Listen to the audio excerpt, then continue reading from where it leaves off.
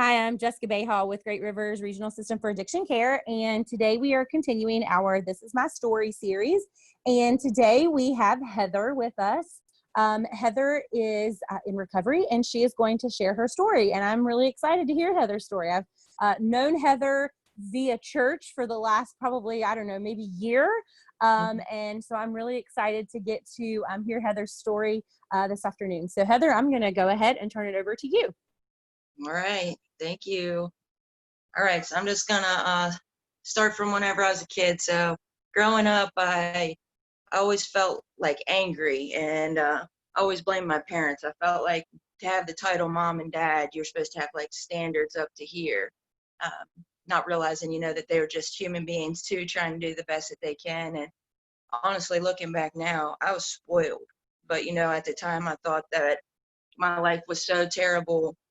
Whenever my mom and dad got divorced, that was very traumatic for me. I was like 9 years old, I think, and I was mad at my dad for things that he did to my mom, and then I was mad at my mom for leaving him. So I had a lot of resentments at a very early age, and it caused me to I used to go stay with my great grandmother because all my family lived in the same general area. I could walk to several different family members' houses. So I would stay with my great grandmother who needed somebody to help take care of her anyway. So I started doing that. And then as I got a little bit older, both my parents remarried, and my stepdad was always there and did so much for all of us, put us, all three of us kids, on health insurance, did all the stuff the right way and stuff. But because I had all these resentments, I would not speak to him. For 17 years, him and my mom was together, and the only conversations that we had ever had was him threatening to call the cops on me, and then me saying some remark like, go ahead, I'll leave in the cop car, you'll leave in the ambulance, I wasn't appreciative of anything that anybody did for me. As I got older, I ended up living with my other grandmother, and a couple of my uncles lived there who was real bad in the party scene. And before I even finished high school, I was addicted to drugs. I remember moving into my grandma's house and several of my friends from school moving in with me. And a lot of us became addicted at that time. A lot of them are still in the madness now. And it's just crazy. That's where it all started. I'm not saying it's anybody's fault because I had my own choice there, but just the impact that we have on other people, the influences that we can be on other people and stuff. And I call this boy my brother, Mason. Whenever I went to Recovery Point Rehab, he was drinking and driving and got in a car accident and died. And I just think about the influence that I was on him, and how I never get the opportunity to go back and change that. And I just don't ever want to be like that to anybody else. I went to Recovery Point because my life got so bad. I was strung out on drugs for so long. I'd have a place, a car, good relationships, and then I'd mess it all up because I get so strung out on drugs. And then I would maintain, was going to the doctor, getting prescriptions, so I could get the house, the cars, the relationships all back. And within a matter of time, I'd mess it all up again because the drug usage would get so bad. And it got to the point to where I just didn't want my life anymore. I didn't want to die, but I didn't want to go on living the life that I was living anymore.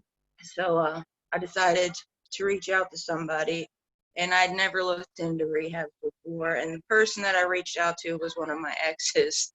And the only call that she did was to Recovery Point. I had no idea, that there was long-term or short-term or anything like that. So anyway, she got me into Recovery Point, and I went there, and that's whenever I started attending Southridge Church. And I was starting to hear a little bit of what people were saying, but it wasn't really sinking in. Me being me, I got in some trouble and got discharged from Recovery Point, and I had to go back out.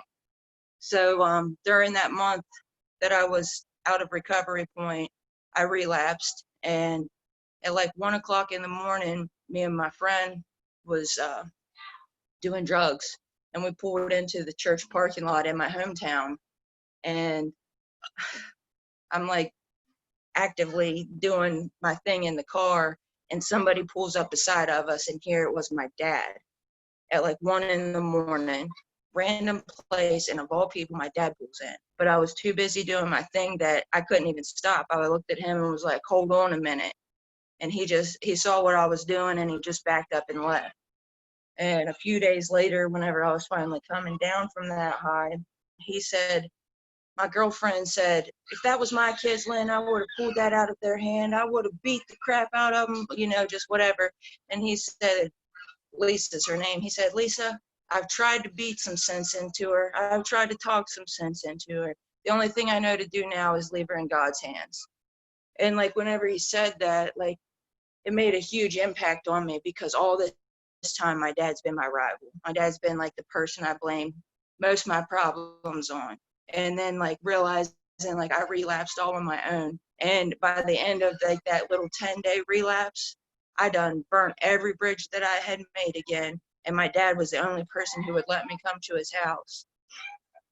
So I called my sponsor at the time, and she said, go back to Recovery Point. I was like, no. So she's like, sleep on it. So the next day I was like, all right, I'll call. So I called, and thank God they let me come back. That time I really listened to what people had to say. I was teachable this time, and I continued to go to Southridge Church, and the impact that the people and the message, everything has made on my life has been so huge. Just seeing how genuine people can be, seeing that there are good people out there, realizing that you can make relationships not just based on what do you have that I want, or what do I have that I can, use you for some money for or something. Just being able to make real relationships, and like realizing that most people are good.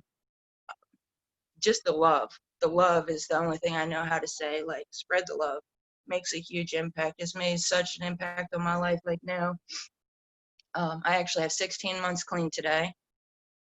And then just things that's happened in my life. The first thing I remember, one of my friends asking me to coach the Biddy Buddy basketball team with her. I'm like, you want me around your kids? Really? So that was cool. And then I got a job in St. Albans at the Jericho House, which was pretty cool. I only had 8 months clean at the time.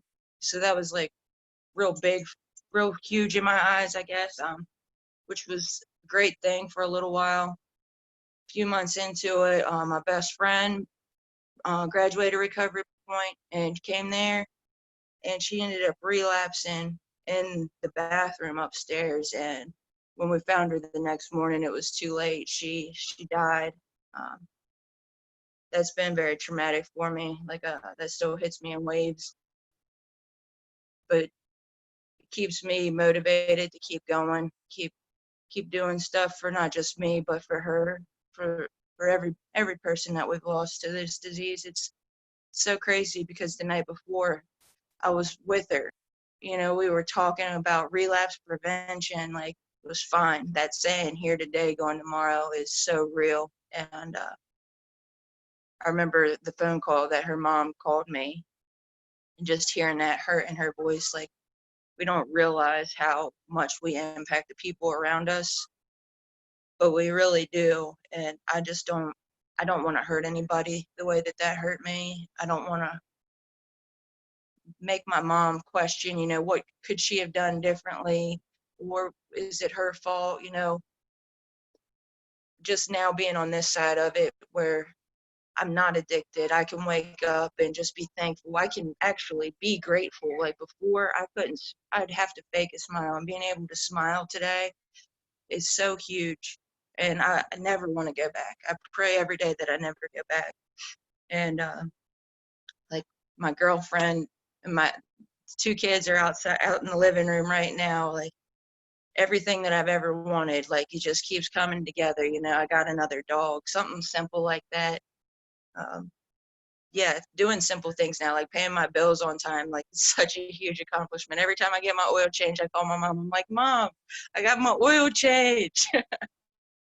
it's pretty cool. I don't know. I don't really know what else to say. The spirituality part of it's been the biggest impact in my life.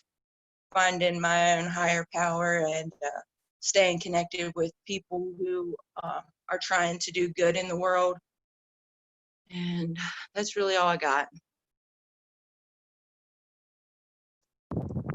Awesome. Thank you so much, Heather. I love what you said when you were talking about going back. You were teachable. And I think that's a big thing. A lot of times, sorry, I have the fan blowing right in my face. Okay. A lot of times that's the hard part is knowing when we're able to be teachable. We want it sometimes, but being able to be teachable is a big thing. And so I think that's awesome that you were able to recognize that. Well, I want to thank you so much for being willing to tell your story. And I know that you have had a huge impact on so many people in the recovery community. I know that. I know, like, when I was telling people that I was interviewing you, they were like, "Oh, Heather's awesome." And I'm like, "I know." So I want to thank you so much for being a part of our This Is My Story series, and congratulations on 16 months today. That's awesome. And if you have any questions for Heather, maybe you'd like to get in contact with her and maybe you have some questions for her. Maybe you're struggling right now. Reach out. We would love to be able to connect you guys. And also, maybe you would like to tell your story, then feel free to reach out. We would love to continue to be the platform for people to be able to tell their story of hope and their story of recovery. And we want people to know that recovery is possible.